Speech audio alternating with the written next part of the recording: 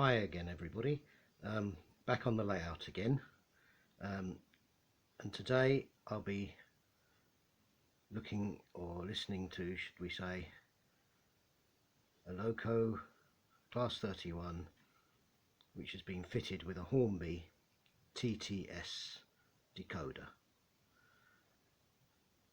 And really the purpose of the video is to try and explain the best I can how I get the best out of TTS really. Normally I can buy a TTS decoder for about £35. Now that is about a third of the price of what we would call a full fat sound decoder. But if you've got a lot of locos, and I have got quite a few, it really makes sense to fit a few of them with TTS, and I reckon I've done about 25 TTS locos, but I also have decoders as supplied by the likes of Coastal DCC, Lego Man Biffo, Digitrains, and a couple that have been factory fitted by the manufacturers, and those are usually Southwest Digital. I have no real preference for any particular sound file for locomotives. They each have their own merits, they each have their own faults. Well, not exactly faults, but disadvantages, shall we say. But as far as TTS is concerned, I found that the decoders for the Class 31s, the 47s and the 60s are particularly good. 31 especially, which is the one that we're going to demonstrate today. Now the first thing I do when I get a Hornby TTS decoder and fit it, it's obviously easier if the loco is fitted with an 8-pin decoder socket, because all the TTS decoders are 8-pin. I fitted a good few to Bachmann locos, and those usually have 21-pin decoder sockets. So the easiest way to deal with that is to buy an adapter. Now some of the adapters that they sell, especially I think the Bachmann one and the TCS one, those ones, they actually sit slightly high in the decoder socket, which makes fitting, it's very difficult to fit the body back down flush.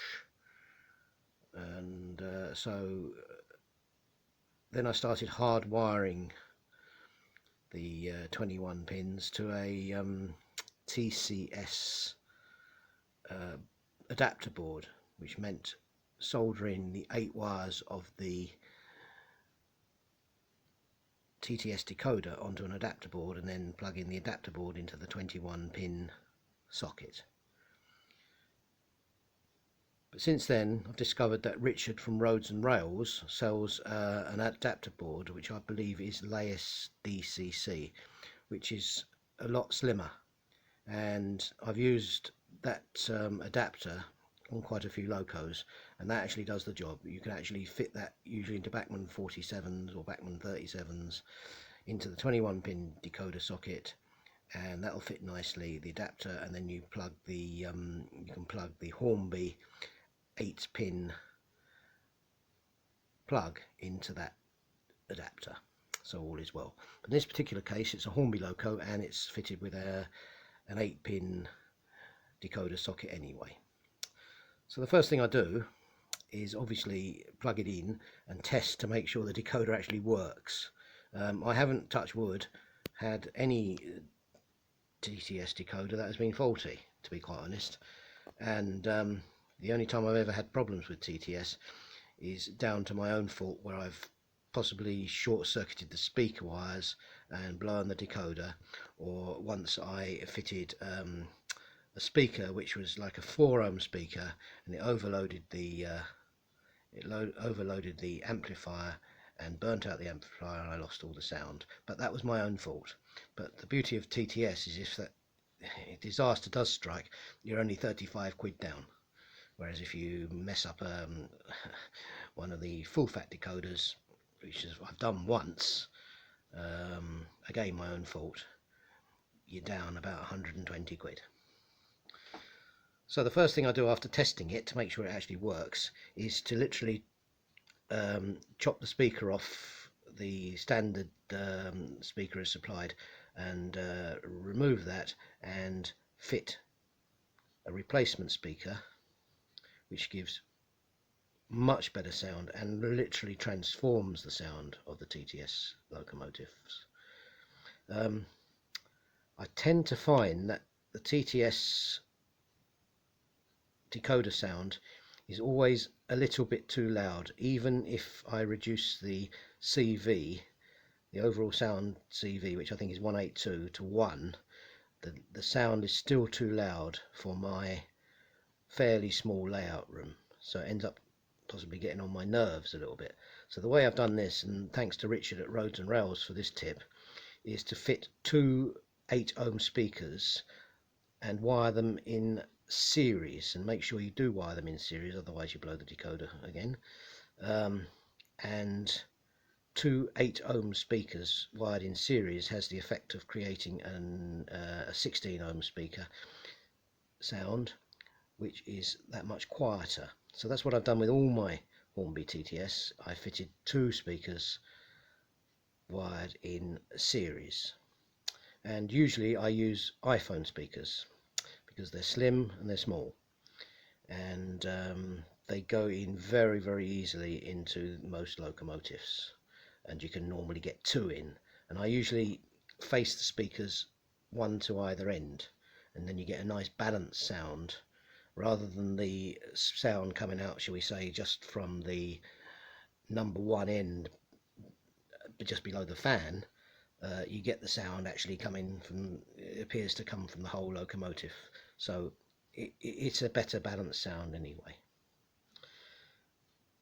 Then the next important thing to do with TTS, I found, is to adjust the CVs. Now the most important CV to adjust is CV150. The default on Hornby TTS of CV150 is 1. I beg your pardon, is 0. Now if you change it to 1, you get a much smoother operation from the locomotive.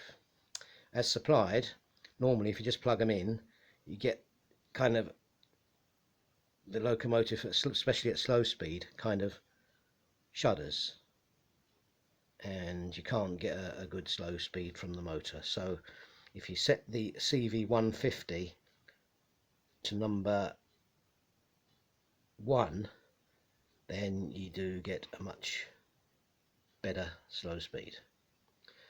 The other thing to do is to make sure that your speed steps are set to 128 on your handset of your digital controller. 128 speed steps again provides for a much smoother operation.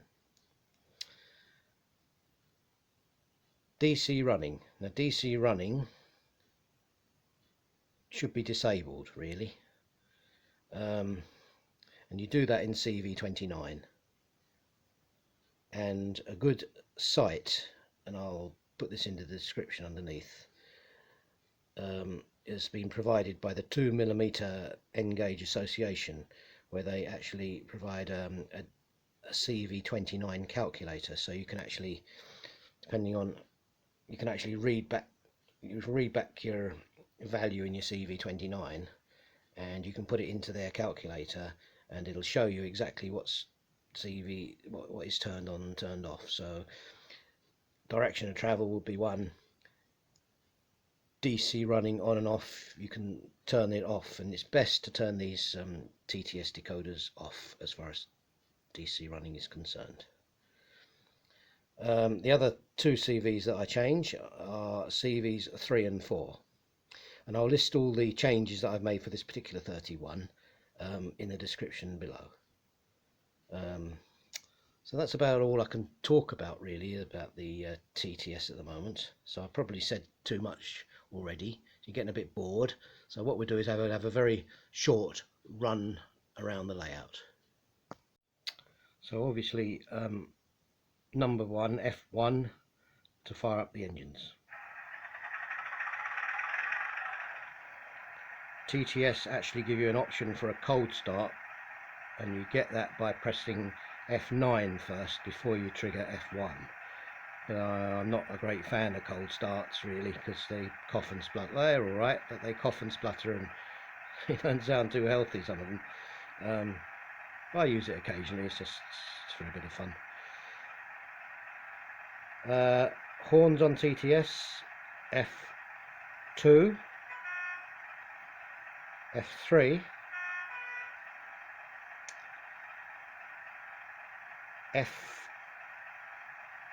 F14, F13, F18 and F19. Good selection of horns, and they all sound pretty good to me. I also like the way you can kind of latch them on and off as well. So if you just did a quick, you can do this on the power cab, just for a bit of fun. So those are the horns. There's a good few other sounds, but they wouldn't be that great, to be quite honest. Wheel flange squeal is quite good on the 31, which I'll demonstrate in a minute, and also the brake squeal to stop is quite good, but you have to trigger it manually, unlike the more expensive decoders where the brake squeal comes on when you come to a standstill. With TTS you actually literally have to trigger F4 yourself. That's not really a problem. As I say, for 35 quid you can put up with a little bit of inconvenience, but the general sound is good. What I like about the TTS as well is that you can, again, like I was showing you with the 101, the Digitrains 101, you can creep around the yard, believe it or not.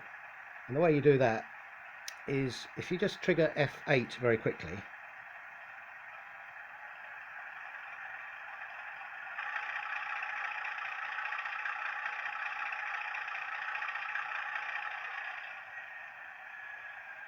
and then trigger F8 off again and move the loco off very, very slowly.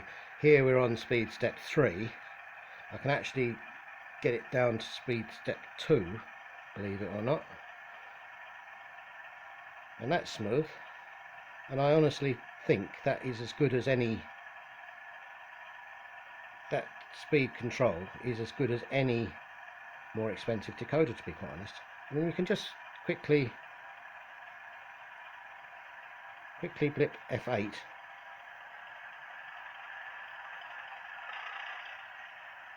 just gives that little bit of a power surge sound.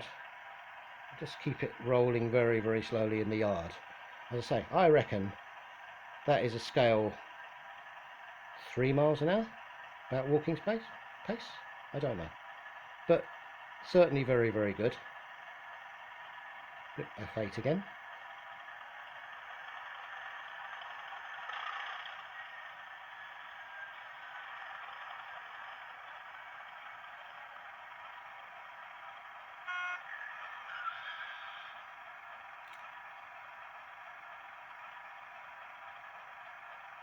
And I reckon that's alright.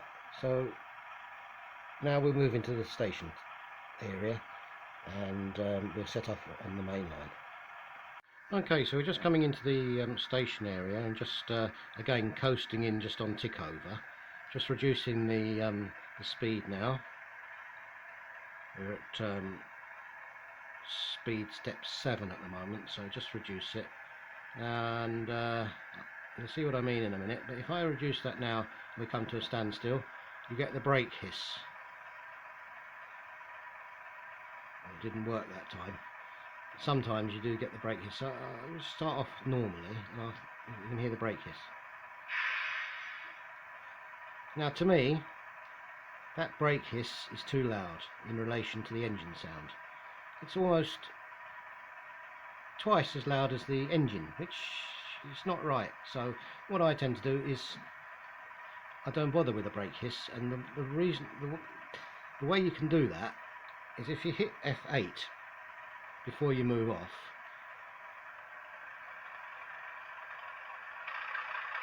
and then increase the speed very, very slowly, which is actually prototypical, and then you can hit F8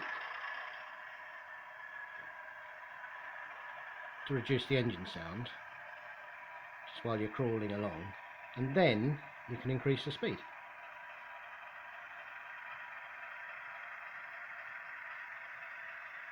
You can increase the speed, and you can increase the engine tone by pressing F5.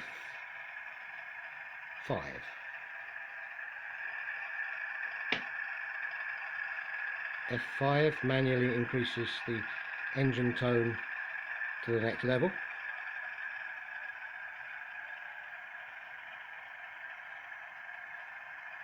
If you unlatch F5 and then latch F5 again, it will bring to the next level.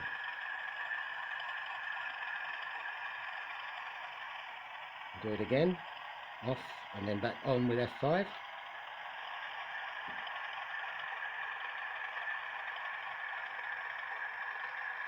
Off, and then you can hit F8 if you want a bit more revs.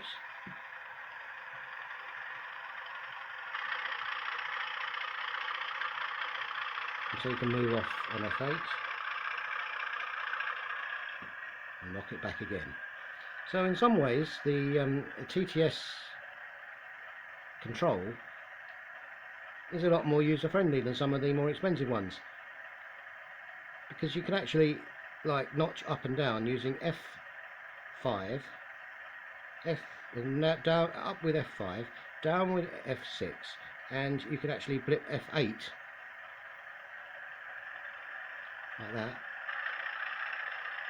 quickly, just to give that little bit of a blast of power, which sounds really good to me.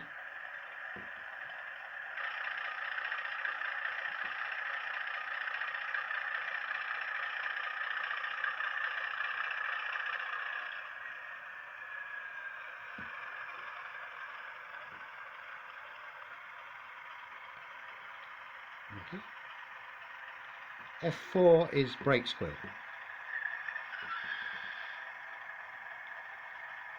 That's okay, isn't it? And F16, I think it is I haven't actually got my list here, my Hornby function list, but I think it's F16 is flange squeal. So we'll just try and trigger that over the point work. So again, F8 to start it off.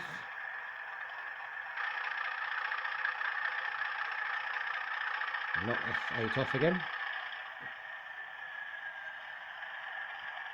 And we do option, sorry, not option, it's option on the power cab, but it's F16.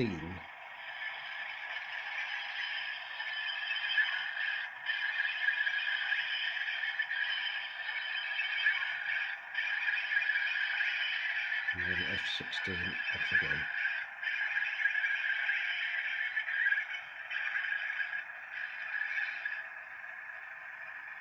With TTS you can only play one sound at a time. For instance, if you've got your flange squeal on and you hit the horn overrides the flange squeal. It stops the flange squeal.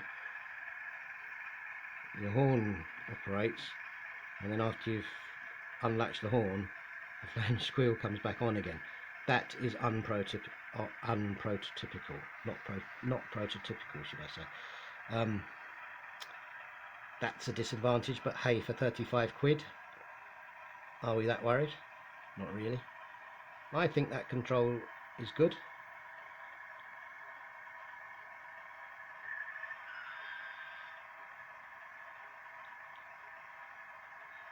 Now we just bring that locomotive now into the sidings.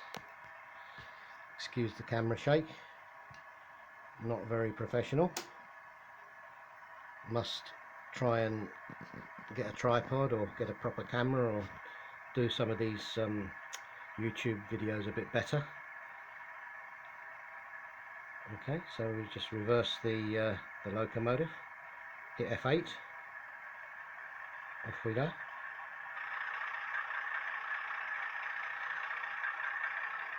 Knock F8 off.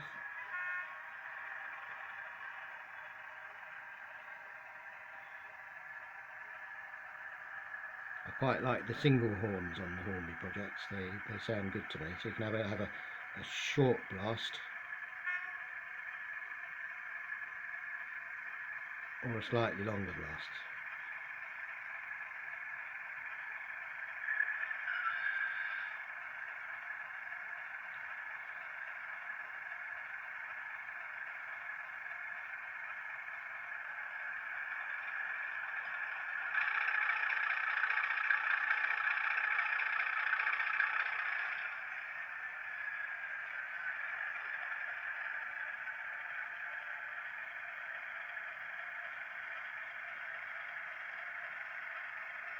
As I say, I reckon the control of that is very, very good indeed. Obviously it helps if you've got a nice smooth running loco anyway. This one I actually got second hand for 50 quid. I was really pleased with it. In the days when we used to be able to go to toy fairs, so I got it for 50 quid. I couldn't believe it, really.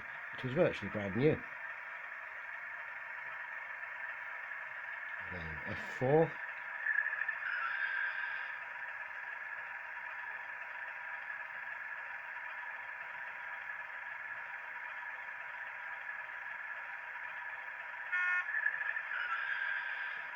And that's where I triggered F4 again by mistake. Wheel stand squirrel, or sorry, brake squirrel while it was stationary. So it didn't look very prototypical, did it? Anyway, folks, just giving you a bit of an idea about how I kind of fine-tune the TTS decoder and try and get the best out of TTS, really. And I'm very, very pleased with it, to be quite honest. So, as I say, I've done my 31s, I've done my 60s, done a good few 47s. The 08s are very good as well. I think I did a video of 08s a year or so ago, and they're very good. And class 20s are very good on TTS. I found class 37s not so good for TTS on TTS, and I believe steam locos are not great because I haven't actually got any steam locos at the moment, although I'm thinking of getting one or two for preserved mainline locos. But apparently the TTS steam locos, the chuffing sound is not synchronized to the speed of the wheels and the connecting rods, so it's probably the steam TTS is not quite as good. Nevertheless, if you've got a load of locomotives, really it's better to have a bit of sound in, I reckon, rather than having them a few with sound and a few just creeping around eerily silent. So, as I say, for 35 quid, if you've got a diesel fleet, go for it. Thanks very much for watching. We'll see you again soon.